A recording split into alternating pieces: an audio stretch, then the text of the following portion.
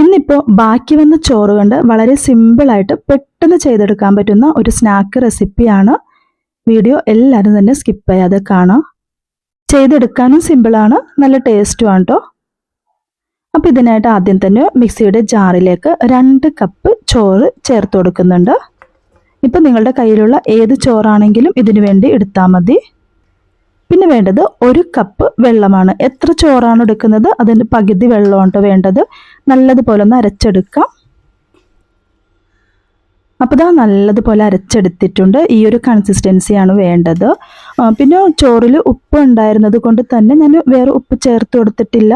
നിങ്ങൾക്ക് വേണമെന്നുണ്ടെങ്കിൽ ഒരു നുള്ളു ഉപ്പ് ചേർക്കാവുന്നതാണ്. ഇത് മാറ്റി വെക്കാം. ഇനി ഒരു പാത്രത്തിലേക്ക് ശർക്കര ഒന്ന് ഉരുക്കിയെടുക്കാനായിട്ട് ഒഴിച്ചെടുക്കാം. ഇതിലേക്ക് 1 കപ്പ് ശർക്കരയും 1 കപ്പ് വെള്ളവുമായിട്ട് ഞാൻ ചേർത്ത് കൊടുത്തത്. അപ്പോൾ ഈ ഒരു ടൈമിൽ 2 ഏലക്കയും കൂടി ഇട്ട് കൊടുക്കുന്നുണ്ട്. ആ ഒരു നല്ല ഫ്ലേവർ ഇറങ്ങുന്നതിന് വേണ്ടിയാണ്. ഏലക്ക പൊടിയാണ് നിങ്ങളുടെ കയ്യിലുണ്ടെന്നുണ്ടെങ്കിൽ അത് പിന്നീട് ചേർത്ത് കൊടുത്താൽ മതി.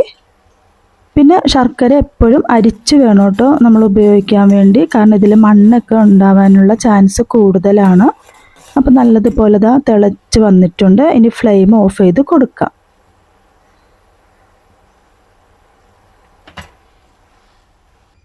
ഇനി ഒരു പാൻ ചൂടാക്കി എടുക്കാം. ഇതിലേക്ക് 2 ടേബിൾ സ്പൂൺ നെയ്യ് ഒഴിച്ചു കൊടുക്കുന്നുണ്ട്.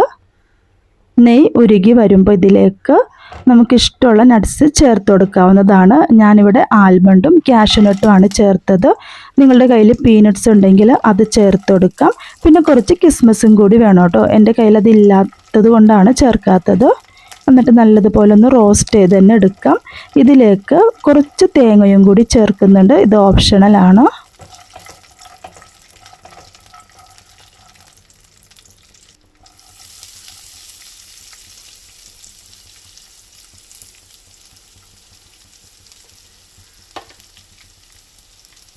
ഇനി ചെറുതായി കളർ ചേഞ്ച് ആവുന്നത് വരെ ഒന്ന് റോസ്റ്റ് ചെയ്തെടുക്കുന്നുണ്ട്.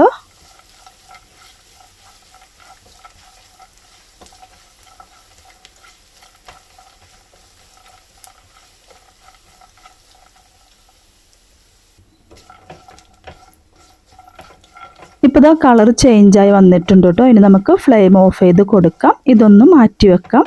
വേറൊരു പാത്രത്തിലേക്ക് മാറ്റുന്നുണ്ട്.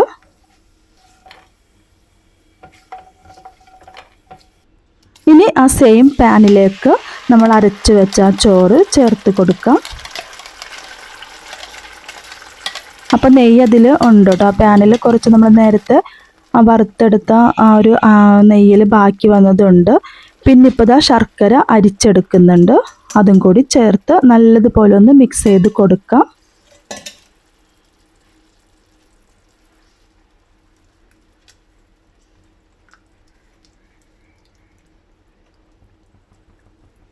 നല്ലതുപോലെ തന്നെ മിക്സ് ചെയ്ത് കൊടുക്കണം കേട്ടോ.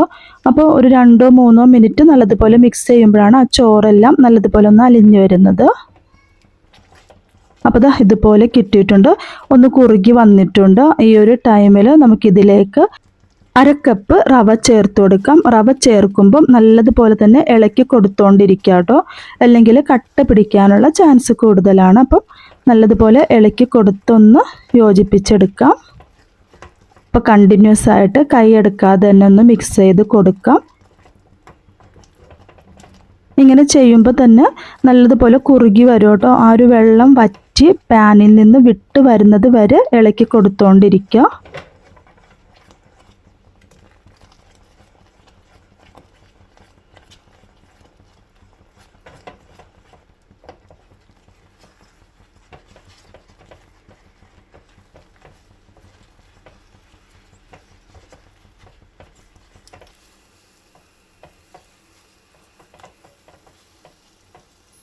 ഈ ഒരു സമയത്ത് ഇതിലേക്ക് നമ്മൾ നേരത്തെ ആ ഒരു ഫ്രൈ ചെയ്ത് മാറ്റി വെച്ച നട്ട്സ് ഉണ്ടല്ലോ അത് ചേർത്ത് കൊടുക്കാം. മുഴുവനായിട്ട് ചേർക്കേണ്ട, കുറച്ചൊന്ന് മാറ്റി വെക്കുന്നുണ്ട്, ഒന്ന് ഡെക്കറേറ്റ് ചെയ്യുന്നതിന് വേണ്ടിയാണ്.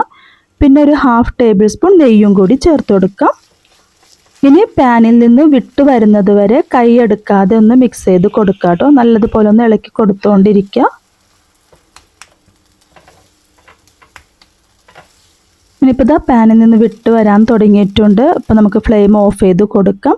ഇനി ഇതുപോലുള്ള ഒരു പാത്രം എടുത്തിട്ടുണ്ട്. നിങ്ങളുടെ കയ്യിൽ ഇനിയിപ്പോൾ ഒരു ചോറ്റുപാത്രമോ അങ്ങനെ എന്തെങ്കിലും ആണെങ്കിൽ ഇഷ്ടമുള്ള പാത്രത്തിലേക്ക് കുറച്ച് നെയ്യ് തടവി കൊടുക്കാം.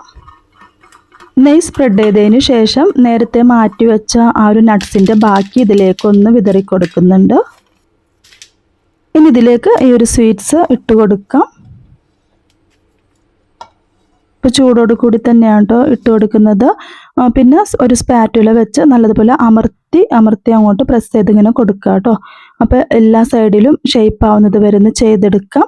ഇനി ഇത് തണുത്ത് വരുന്നത് വരെ ഒന്ന് മാറ്റി വെക്കാം. 20 മിനിറ്റോളം ആണ് ഞാൻ സെറ്റാക്കാൻ വേണ്ടി വെച്ചത്. പുറത്ത് തന്നെ വെച്ചാൽ മതി. പെട്ടെന്ന് തന്നെ ഡീമോൾഡ് ചെയ്തെടുക്കാൻ പറ്റും കേട്ടോ. അപ്പോൾ അതാ നല്ല ഷേപ്പിൽ കിട്ടിയിട്ടുണ്ട്. നല്ല സോഫ്റ്റ് ആയിട്ടുള്ളൊരു സ്നാക്കാണ്. പെട്ടെന്ന് തന്നെ തയ്യാറാക്കാൻ പറ്റുന്നതാണ്. ഇനി നിങ്ങൾക്കിത് ഇഷ്ടമുള്ള ഷേപ്പിൽ കട്ട് ചെയ്തിട്ട് സെർവ് ചെയ്യാവുന്നതാണ്.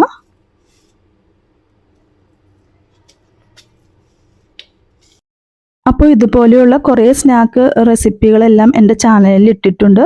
നിങ്ങൾ ആദ്യമായിട്ടാണ് കാണുന്നതെങ്കിൽ ചാനലൊന്ന് സബ്സ്ക്രൈബ് ചെയ്യാനും ഷെയർ ചെയ്യാനും ലൈക്ക് ചെയ്യാനും കമൻറ്റ് ചെയ്യാനും മറക്കരുത്. അടുത്ത വീഡിയോയുമായി കാണുന്നത് വരെ ബൈ.